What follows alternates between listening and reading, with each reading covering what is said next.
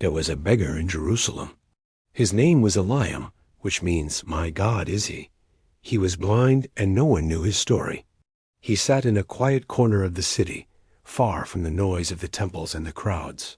Day after day, he sat near a crumbling wall, holding out a hand that most people didn't even notice. But one morning, when the sun was just beginning its journey across the sky, Elias heard a different kind of sound. How he healed the sick, taught people about God, and didn't turn away when lepers came near. With a sudden burst of hope, Eliam shouted, "Jesus, Son of David, have mercy on me." It wasn't the footsteps of merchants going about their business, or the laughter of children playing. He had traveled from Nazareth, a small town nestled among the hills. They called him Jesus of Nazareth. As they passed by, one of them asked, "Who is this man sitting by the wall?" And the first face he ever saw was the face of Jesus, filled with warmth and compassion.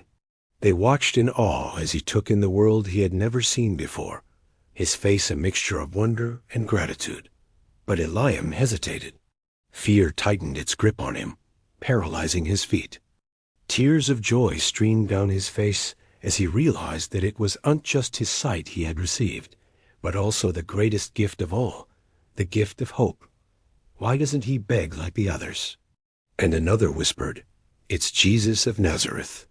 They were captivated by his story, by the miracle that had unfolded before their eyes. His words painted a vivid picture of despair, and then the sudden burst of hope and joy when Jesus had restored his sight. Tell them everything the Lord has done for you, and how he has shown you mercy. Some looked down at their feet, ashamed for having ignored the beggar. Others wiped away tears, their hearts touched by Elias's tale. Overcoming his fear, Elias began to speak, his voice trembling with emotion. People began to stir, their steps echoing the urgency in Elijah's words. He wasn't just a beggar anymore. He was Elias, a man with a name, a man with a purpose, and most importantly, a man who had been seen by Jesus. They claimed that if he were truly from God, he wouldn't waste his powers on beggars.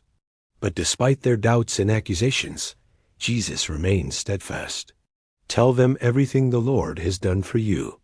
He explained that these people needed more than just healing. The disciple understood. He realized that being a follower of Jesus wasn't just about performing miracles. It was about being a beacon of love and compassion. He looked at the people around him, not as burdens, but as individuals with hopes, dreams, and fears. He saw their strength, their resilience, and their unwavering faith. They needed to know that they were loved, that they mattered. He carried this lesson in his heart, sharing it with others, and reminding them that in the eyes of Jesus, every person was a miracle waiting to happen. One day, Jesus and his disciples sat by a pool that had been crowded with beggars, blind people, lame people, and those who were waiting for a miracle. He told them about the darkness he had known, the despair he had faced, and the light that had come into his life through Jesus. But he also spoke with conviction about the power of faith and the transforming love of Jesus Christ. We all have our blindness, our weaknesses, and our struggles. But Jesus, the Son of David, still walks among us, ready to touch our eyes and open our hearts. After Jesus had restored his sight, he found himself drawn to the teachings of the carpenter's son from Nazareth. He had not only gained his sight, but also a new purpose. And let us, like Jesus, be the light that pierces the darkness, showing the world that everyone matters and that everyone can experience the miracle of God's love. But Jesus saw their pain, not just their physical ailments, but also the despair in their hearts. As Elias grew in his faith, he became known not just as the beggar who could see, but as a wise man who shared stories of Jesus and his teachings. He listened intently to Jesus' words, pondering their meaning and committing them to memory. He wasn't just a beggar who had gained his sight. He was a man who had been seen, truly seen by Jesus, who had taken the time to look beyond his beggar's rags and touch his wounded soul.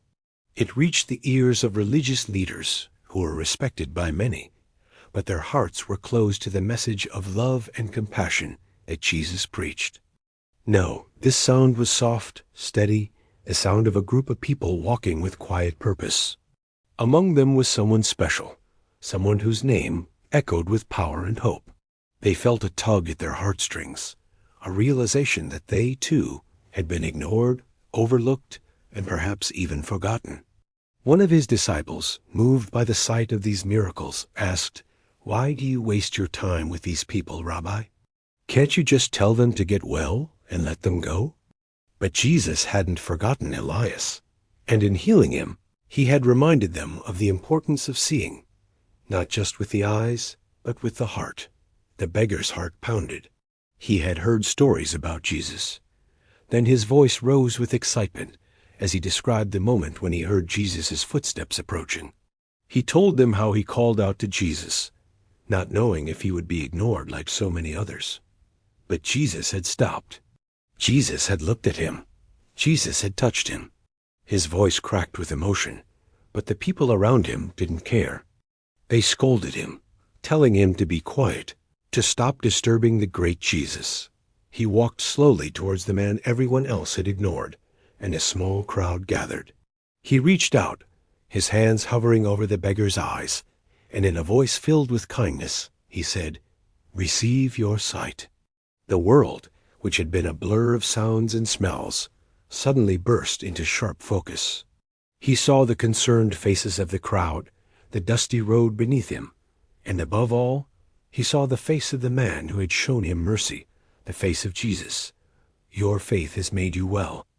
Kneeling down beside the beggar, he asked gently, "What do you want me to do for you?" But Elias cried out even louder.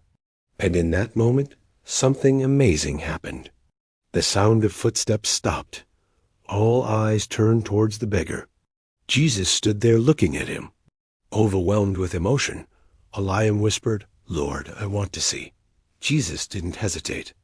In an instant, everything changed. Light flooded Elias's vision. Colors danced before his eyes. For the first time in his life, Eliam saw the world with all its beauty. When the beggar regained his sight, a hush fell over the crowd. "Go," Jesus told him. "Tell everyone what great things the Lord has done for you." Gently, Jesus spoke again. "Don't be afraid." He told them about living in darkness, begging without anyone noticing him, feeling forgotten and alone. As Elias spoke, the crowd listened intently, but there was more to Elias's story.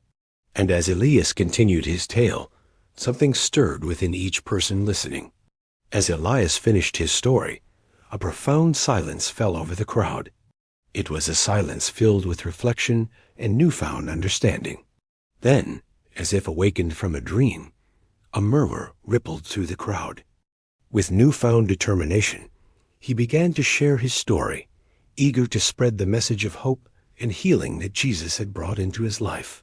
News of the beggar who had been healed by Jesus spread like wildfire through the city. They called him a fraud, saying that he couldn't possibly be the Messiah. He continued to heal the sick, teach the crowds, and offer hope to those who had lost faith. Many of them had lost hope. They believed that their suffering was a punishment, a curse that had fallen upon them and their families. He didn't ignore their pleas for help. Instead, he reached out, touching their wounds, both visible and invisible, and spoke words of comfort and healing. Jesus turned to him, his gaze penetrating, and said, "I haven't come to call the righteous, but sinners to repentance." He showed his disciple how to approach them with kindness, to listen to their stories, and to offer not just physical healing, but also emotional and spiritual comfort. It was about showing people that they were seen, that they were valued. From that day on, the disciple walked alongside Jesus, learning the art of seeing, truly seeing the people around him. As the years went by, Elias's life took an unexpected turn. Elias, who once begged on the side of the road, now became a student of wisdom, eager to learn about God's kingdom and his place in it. He learned about love, compassion, and the importance of caring for the least of these. People came to him seeking guidance, not because he had all the answers, but because he had been through hard times and emerged stronger on the other side. He didn't shy away from sharing his struggles, his doubts, and his moments of weakness. So remember, my friends, just like Eliam, we are all beggars in one way or another. Let us be like Eliam, not just seeking physical healing, but also spiritual and emotional wholeness.